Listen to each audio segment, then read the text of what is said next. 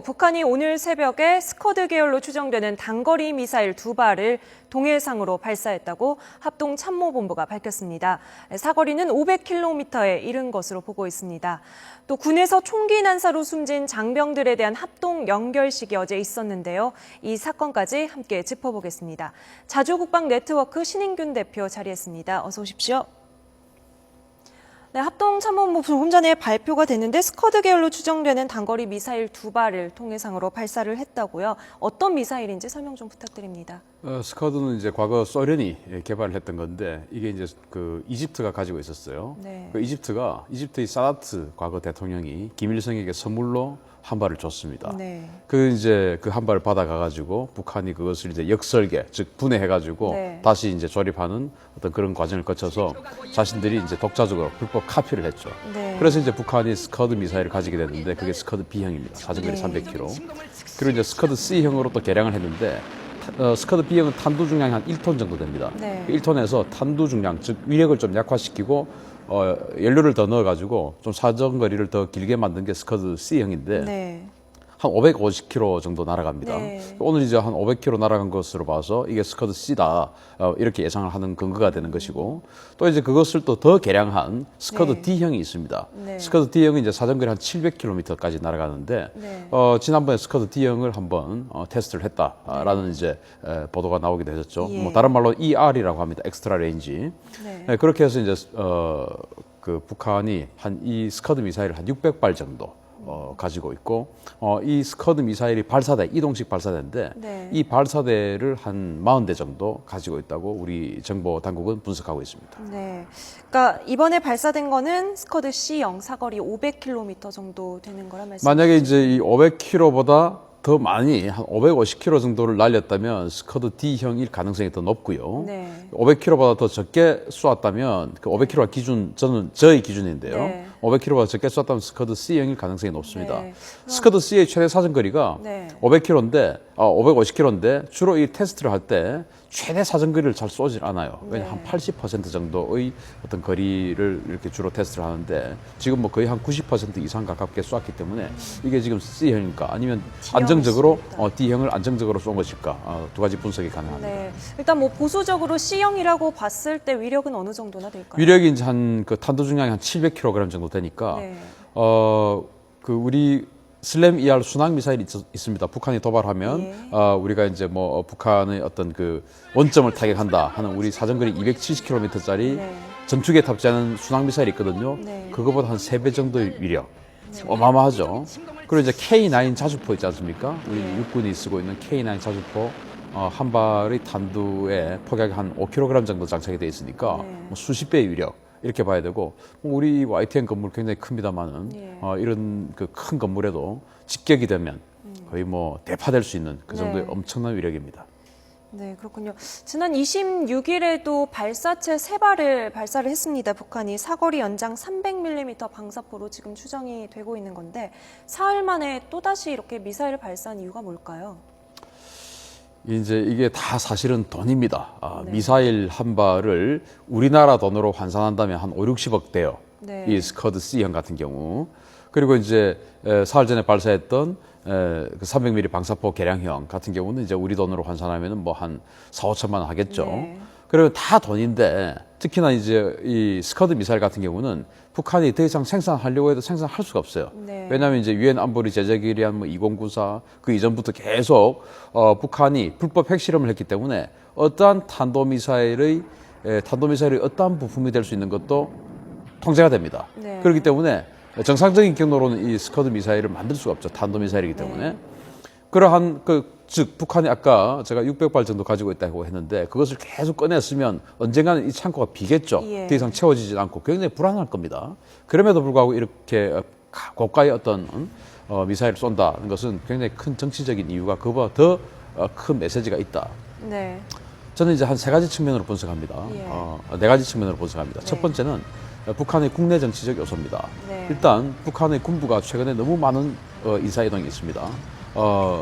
최근에 현영철 5군 단장을 하고 있던 현영철 상장이 지금 계급은 어떻게 되는지 모르겠지만 인민무력부장에 임명이 됐어요. 네. 그래서 이 군부가 이렇게 잦은 인사이동이 있기 때문에 이 북한 정권이 좀 위험한 거 아닌가?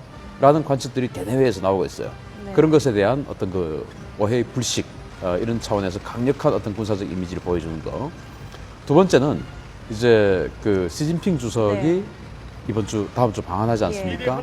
시진핑 주석이 방한하면 당연히 북한의 핵이 거의 뭐 핵심 의제가 될 것입니다. 예. 그 북한의 핵의 핵심 의제를 하면서 북한을 어떻게 제재할 것이냐 는 것을 이제 양국 정상이 논의를 할 텐데 거기에 대해서 너무 세게 나오면 너희 둘 다 골치 아프게 만들 것이다 라고 네. 하는 경고의 메시지. 네.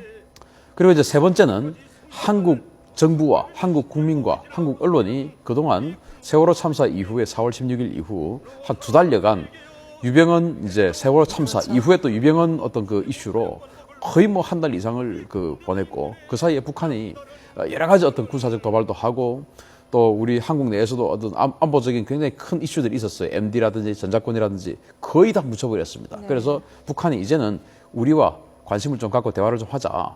우리 이야기 좀 하자라고 하는 어떤 그 신호를. 환기적 차원에서의 네. 신호탄. 그리고 이제 네 번째는 오늘 잠시 후에 지금 한민구 신임 예. 국방부 장관 내정자의 인사청문회가 있지 않습니까? 예. 그런데 한민구 후보자의 어떤 그 내용들을 보면 큰 흠결이 없어요. 예. 당연히 국방부 장관에 임명될 가능성이 굉장히 높습니다. 그런데 북한도 지금 새로운 국방부 장관, 인민무력부장이 임명이 됐죠. 현영철. 그래서 한민구 장관에게 잘 지내자 하는 선물을 주는 것이다. 네.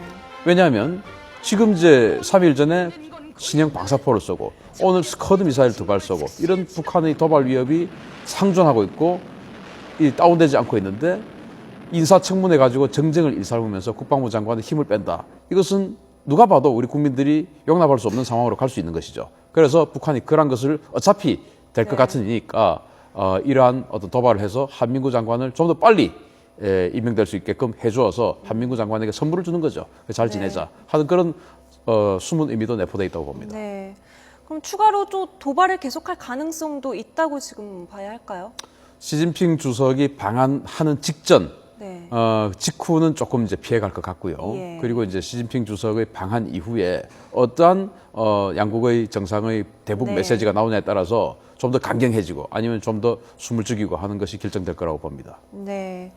그 얼마 전에 개성공단에서 이제 삼통 문제를 논의하기 위한 실무회담이 반년 만에 다시 열리면서 좀 경색됐던 남북 관계가 풀리는 거 아니냐 이런 전망이 있었는데요. 북한이 이렇게 미사일을 발사하면서 강운 전략을 선택한 이유는 역시 아까 말씀하신 4가지 이유들로 생각을 해야 할까요? 네, 그렇습니다. 북한은 개성공단 네. 하나를 남북 관계 개선의 어떤 그 전체적인 큰 틀로 개성공단을 보지는 않는 것 같습니다. 네. 개성공단 하나의 개성공단 뿐이고 개성공단은 네. 별개로 보자. 왜냐하면 개성공단을 재개를 할 때 어떠한 정치적 상황에도 불구하고 개성공단을 계속 이어간다라고 네. 했기 때문에 개성공단의 삼통 이것은 별개죠. 정치적 상황과. 네. 그래서 지금 북한이 거의 뭐 핵 능력을 완성했다라고 지금 대내외가 평가를 하고 있는데 그런 부분에 있어서 개성공단 삼통 지금 한다고 해서 우리의 핵 능력에 대한 어떤 그 이 가치를 폄하하거나 이것에 대해서 지금 여러 가지 이야기를 해야 되는데 그것을 안 한다거나 하는 것은 북한으로서는 개성공단을 차라리 문을 닫는 것이 낫죠. 네. 핵의 어떤 그 핵 능력을 유지 존속시키고 공고화하고 더 나아가서는 핵 보유국을 인정받는 또 더 나아가서는 그 핵 보유국임을 통해서 미국이나 국제사회로부터 자신들의 정권을 인정받고 그리고 대폭적인 경제적 지원을 약속받는 것이 더 큰 이익이죠. 네, 그렇군요. 합참이 북한의 이번 미사일 발사는 항행 금지 구역 선포 없이 발사를 했다. 명백한 도발이라고 강조를 하고 있는데 이 부분에 대해서 좀 자세하게 설명을 해주시죠. 500km를 네. 쏘게 되면 네. 당연히 공해상으로 날아가게 됩니다. 지금 이제 12헬이 경제 그 영해를 그렇게 보고 있지 않습니까? 예. 한 20km 나가면 이제 공해상입니다. 그러면은 그 공해상은 어떠한 선박이나 또 항공기들이 자유롭게 물론 뭐 방공 식별구역도 있지만 자유롭게 날아다닐 수 있는 권리가 있습니다. 누가 갈지 모르죠. 네. 그런데 거기에다가 이 굉장한 위력을 가진 무기를 사격 훈련을 하면서 여기에 사격 훈련을 하니까 이 근방에는 오지 마세요 하는 선포를 했어야 되는데 네. 그것을 하지 않는다는 것은 결국 기습적인 군사적 행위다. 이것은 훈련이 아니고 군사적 어떤 행위다. 훈련이라고 하면 당연히 주변에 알리고 우리가 훈련을 하니까 위험하니까 여기엔 들어오지 마시오라고 하는 것이 훈련의 법칙인데 그런 사전 그 통보를 하지 않았다는 것은 이건 기습적인 군사적 행위, 즉 도발이다라고 볼 수 있는 것입니다. 그 북한이 올해 들어서 이번까지 포함해서 모두 11차례 미사일 단거리 발사체를 발사를 했습니다. 탄도 미사일 발사는 이번이 4번째라고 하는데 그 예년과 비교를 해봤을 때 이 정도의 빈도는 더 자주라고 봐야 할까요? 저는 이례적으로 최고로 지금 빈도수가 잦다라고 네네. 볼 수 있습니다. 그리고 지금 이제 발사체가 물론 300mm 방사포, 네. 240mm 방사포 이런 이제 단거리, 중단거리 로켓에서부터 이런 스커드 미사일 그리고 노동 미사일도 쏘지 않습니까? 네. 그렇게 다양한 종류의 미사일을 쏘고 있는데 북한으로서는 아까 말씀드렸듯이 미사일을 쏜다는 것은 굉장히 불안한 일이에요. 네. 한정된 창고에서 계속 꺼내 쓰고 있기 때문에 이게 언젠가는 비게 됩니다. 네. 그럼에도 불구하고 이 미사일을 쏜다는 것은 북한이 이 2014년이 북한 정권 그리고 북한의 핵 보유 인정, 북한의 핵 능력 인정 이런 부분에 있어서 큰 어떤 그 정치적 아젠다에 있어서 굉장히 중요한 변곡점이다라고 인식하고 있는 것이죠. 네. 그 인식을 우리 국민들이 요즘 잘 못하고 있을 뿐이죠. 그러니까 개성공단과는 별개로 계속 우리는 시진핑 주석 이후에도 북한의 움직임을 계속 좀 주시를 하고 있어야겠네요. 아까 말씀하신 그 4가지 이유 말고도 전체적으로 북한이 2014년을 어떤 중요한 기점으로 좀 생각을 하고 있다. 그렇습니다. 이렇게 해석을 해야 된다는 말씀이시죠. 지금 전 세계는 지금 북한이 핵을 보유하고 있을 것이다. 네. 지금 굉장히 긴박하다라고들 다들 지금 전 세계의 학자들이나 정치학자들 또 정치인들은 이야기를 하고 있어요. 다만 우리나라가 제일 직접적인 피해자일 수밖에 없는 우리나라가 너무 조용하다라는 것이 참 북한으로서는 의외의 물론 지금 세월호 참사 이후에 국민들이 모든 관심이 거기에 쏠려 있는 그런 점도 있지만 지금 사실은 지금 북한의 핵 보유를 하게 되는 결정적인 어떤 변곡점이 바로 2014년입니다. 네.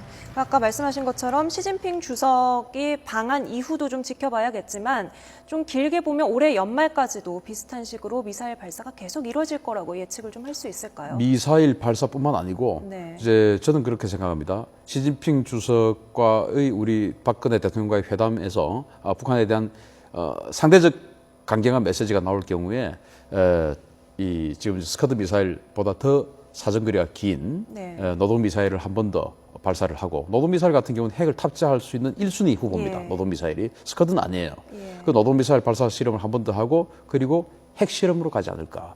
그러면서 핵 실험을 지난 3차 핵 실험보다 더 강력한 핵 실험, 핵 능력을 보여주면서 진짜 우리는 핵 보유국이다라는 것을 과시해서 이래도 우리를 인정하지 않을 것이냐라는 것을 강제적으로 이제 선포를 할 것으로 그렇게 봅니다. 네. 현재 우리 군의 대응 태세는 어느 정도라고 좀 보십니까? 사실은 핵에 대한 대응 태세는 지금으로서는 없습니다. 네. 지금은 이제 대비를 이제 시작하는 단계죠. 예. 킬체인이라고 해서 우리의 탄도미사일로 북한의 이동식 미사일 발사대를 먼저 선제 타격하고 선제 타격하려고 하면은 북한의 이동식 미사일 발사대가 어디에 있는지 또 뭘 하고 있는지 알아야 되니까 글로벌 호크, 인공위성 이런 것을 계속 쏘아서 또 구입해서 북한에 대한 정찰 능력을 우리가 확보하고 이런 어떤 준비를 이제 시작합니다. 아직 글로벌 호크 계약도 안 했습니다. 그러니까 사실 대비 태세는 지금 계획을 세우고 있지 실제 아직 행동에 옮기지는 못하고 있다. 그것이 사실은 이 보폭이 한 걸음 내디디면 그 보폭이 클 수가 있는데 아직 내디디지를 못하고 있는 그런 상황이 있는 것이 좀 네. 안타깝습니다. 알겠습니다. 이제 총기 난사 사건 한번 짚어보죠. 다음 주 초쯤에 1차 수사 결과가 나오면 좀 더 정확한 내용을 알 수 있을 것이다. 국방부가 이렇게 밝혔었는데 조사가 어떻게 이루어지고 있습니까? 이제 사실은 5명의 장병이 희생이 됐지 않습니까? 네. 그 희생자들에겐 대답을 들을 수가 없죠. 예. 지금 이제 임모병장에게 임모병장, 예. 자신의 이야기를 듣고 그리고 이제 생존자들이 있지 않습니까? 네. 7명 그리고 더 나아가서 이제 검거 작전을 할 때 부상자 2명 그 생존자들에 대한 어떤 그 진술 그리고 생존자 외에도 거기에 네. 이제 소초에 있던 같은 근무자들 20여 명이 있으니까 그 사람들에 대해서 교차 검증을 통해서 점점 어떤 좁혀나가는 것이죠. 네. 지금 저는 좀 우려되는 것이 이른바 그 병영 내에서 왕따 문화가 존재했다. 그것이 이번 저는 사실 이건 학살이라고 봅니다. 네. 이런 사건의 단초가 되었기 때문에 라고 하면서 이 임병장에 대해서 마치 그럴 수 있었다라는 그런 생각을 가지는 분들이 좀 있는 것 같아요. 면죄부를 주고 있다. 이 임병장이 이런 큰 일을 저지른 데 대해서 특히 네. 동료를 사살했지 않습니까? 예. 동료를 사살한 이 큰 일을 저지른 데 대해서 그 심정은 왕따 때문에 네. 심정은 약간은 이해해도 되지만 그 죄를 정당화시켜서는 안 됩니다. 네. 그렇기 때문에 이 임병장의 말만 듣고 임병장이 썼다는 그 유서 비슷한 메모 네. 그 내용만 보고 모든 것을 평가해서는 안 된다고 저는 생각을 하고 우리 국민들께서도 만약에 이런 것에 대한 임병장에 대한 동정론이 펼쳐진다면 또 다른 임병장이 계속해서 양산될 수밖에 없는 구조가 우리 군에는 있을 수밖에 없습니다. 왜냐하면 군 복무 기간이 24개월에서 21개월로 줄어들었지 않습니까? 네. 21개월로 줄어들게 되면 한 달 줄이는데 2만 명의 병력 자원이 사라지게 됩니다. 네. 그러면은 24개월에서 21개월로 줄어들었기 때문에 6만 명의 병사들이 군대 안 와도 될 사람이 군대 강제적으로 지금 오게 된 겁니다. 네. 정치권의 이해관계에 의해서. 그러면은 지금 현재 육군에 관심병사가 한 4만 5천 명 있다고 하는데 네. 그 중에 상당 부분, 어쩌면 대부분이 24개월 군복무했다면 군에 안 왔어도 될 사람들이었고 어쩌면 임병장도 24개월을 유지했다면 군에 안 왔어도 될 사람이었습니다. 네. 그런데 병력 자원이 줄어들게 되니까 임병장 같은 취약한 사람도 군에 올 수밖에 없는 것이죠. 예, 그래서 이런 앞으로도 계속 그것이 유지될 것이고 그러면 이런 관심병사는 계속해서 있을 것이고 관심병사에 대한 어떤 경원하는 문화 이런 것들은 사실은 궤도를 계속 해나가야 되겠지만 어릴 때부터 학교에서 왕따 문화가 지금 존재하고 있는 이상 완전히 근절되지 못할 것이다. 그러면 이 임병장의 이번 사건에 우리가 동정론을 펼친다면 앞으로 계속해서 이런 사건이 발생할 수 있습니다. 네, 그러니까 뭐 동정론, 그러니까 근본적인 원인을 어떤 가혹한 군대 문화라고만 볼 수는 없다라는 말씀을 하시는 건가요? 가혹한 군대 문화가 근본적인 원인일 수 있습니다. 그렇지만 그것이 근본적인 원인이라 하더라도 죄를 이 덮을 상황을 수는 없다. 그렇죠. 정당화시켜서는 안 된다는 것이죠. 자, 임병장이 입대 직후에 그 고위험군이죠. A급 병사로 분류가 됐다가 누구도 정신치료를 받았던 이유를 묻지 않았다. 상담 신청을 했다가 바보 취급을 받는 부대원을 보고 그냥 참고 지냈다라는 진술을 한 것으로 전해지고 있습니다. 이 말이 사실 아까 말씀하신 것처럼 군의 관심병사 관리가 좀 허술한 거 아니냐 이렇게 보이는데요. 관심병사 관리 허술하죠. 허술할 수밖에 없습니다. 네. 제가 이제 그 임병장 사건 직후에 이 YTN에 와서 계속해서 주장했던 이야기인데요. 군에 이 상담사가 작년까지 2013년까지는 한 130명 있었습니다. 우리 네. 60만 군에 130명. 네. 그리고 올해 한 230명 정도, 100명 네. 정도 늘었어요. 그래서 전방부대는 원래 후방부대는 4단급에 한 명씩, 아직도 4단급에 한 명씩. 네. 이제 이 22사단은 전방부대니까 여기는 지금 4명, 연대별로 한 명씩. 연대가요. 한 개 연대가 2,000명에서 3,000명입니다. 네. 2,000명에서 3,000명의 병사를 한 명의 상담사가 그것도 같이 있는 것도 아니고 뚝뚝뚝뚝 떨어져서 수십 킬로에 나눠져 있는데 네. 그것을 한 명의 상담사가 다 관리를 한다. 있을 수 없는 일이죠. 그런데 다 예산 타령을 합니다. 도대체 저는 우리 군 수뇌부에게 우선순위가 정말 뭐냐라는 것을 좀 되묻고 싶습니다. 네. 지금 제가 여기서 처음 주장했던 게 상담사 문제, 네. 그다음에 방탄조끼 문제였습니다. 네. 지금 방탄조끼는 정말 다행스럽게도 야당 의원들까지 대선 후보였던 문재인 의원까지 그 네. 방탄조끼를 들고 나왔기 때문에 제가 여기서 이야기를 했던 보람이 있습니다. 그런데 네. 방탄조끼 그리고 상담사 또 있습니다. 이번에 이제 구급차 나왔지 않습니까? 예. 그 구급차 승차감이 도대체 그 차를 구급차로 지정을 한 분은 그 차를 타봤는지는 의심스럽습니다. 그 네. 차에 만약에 상처가 터져서 총을 맞아서 상처가 네. 터져 지혈한 상태에서 그 차를 예. 타면 상처가 터져버립니다. 예, 알겠습니다. 그런 어떤 그 병사들의 생명을 존중하지 않는 네. 문화가 우리 군에 만연해 있다면 임병장 사건 또 날 수밖에 없다고 봅니다. 네, 상담사가 어느 곳보다 필요한 곳이 바로 군, 특히 또 우리 일병들이 생활하고 있는 이 공간이 아닐까 싶은데요. 우리 군의 관심병사가 아주 많습니다. 그래픽으로 함께 살펴보시죠. 네, 총기 난사 사건이 발생한 육군 22사단의 A급 관심병사가 312명이 있습니다. B급이 470명, C급은 1,018명에 달해서 관심병사 1,800여 명이 복무하고 있는 것으로 나타났습니다. 전체 병사의 20% 수준입니다. 자, 군 전체적으로 볼까요? A급 관심병사만 17,000명으로 전체 병사의 3.8% 정도입니다. A, B, C급을 다 더해보면 결국 전체 군인 5명 가운데 1명 정도가 관심병사라는 얘기가 되겠습니다.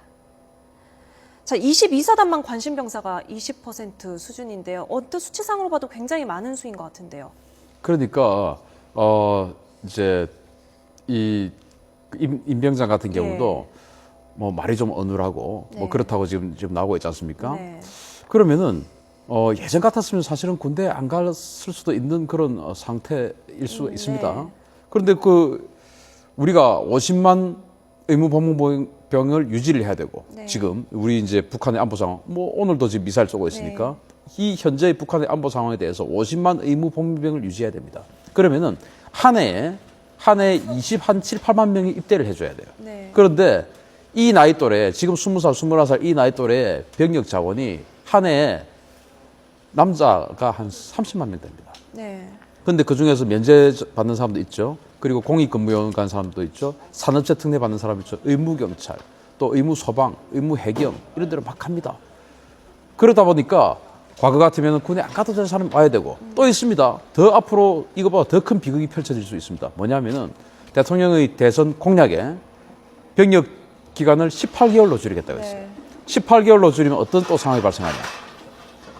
한 달에 아까 한 달 줄이면 2만 명의 병력 자원이 줄어든다고 했죠. 18개월로 되면은 6만 명의 병력 자원이 줄어들게 되어서 군에 안 가도 될 6만 명이 더 와야 됩니다. 관심병사가 앞으로 10만 명 넘을 수가 있어요.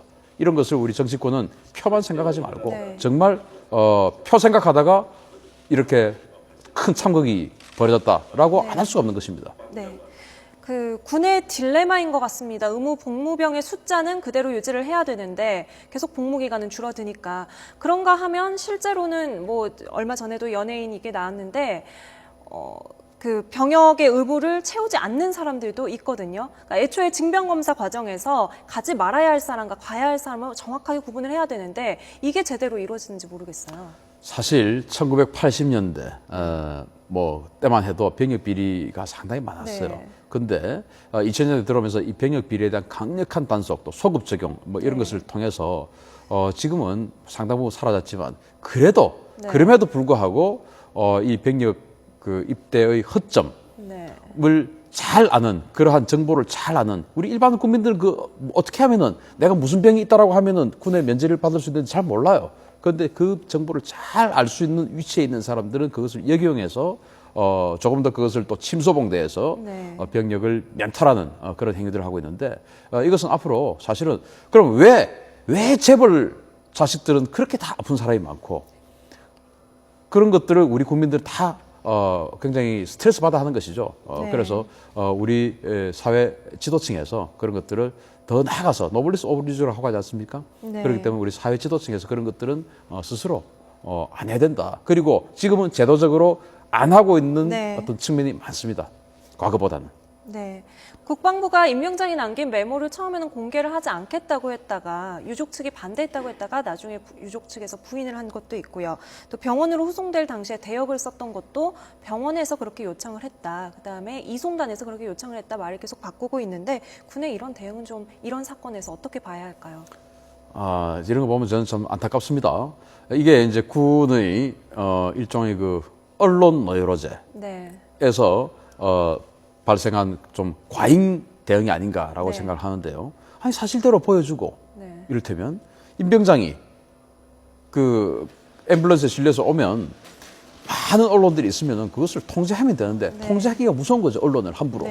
군이 너무나 언론을 두려워하기 때문에 그런 데서 가짜 대역 해프닝까지 나오게 되는 것이고 또 메모 같은 경우는 이것을 이제 고위 어떤 직에 있는 분들은 이런 때일수록 언행을 굉장히 조심해서 많은 생각과 협의를 통해서 결정을 하고 한마디를 해야 되는데 그냥 나왔던 이야기죠. 그러나 지금 여러 가지 정황을 보면 사실은 뭐 김관진 장관이 했던 이야기가 뭐 크게 사실과 다르지 않은 그런 상황으로 좀 보여지고 있지 않습니까?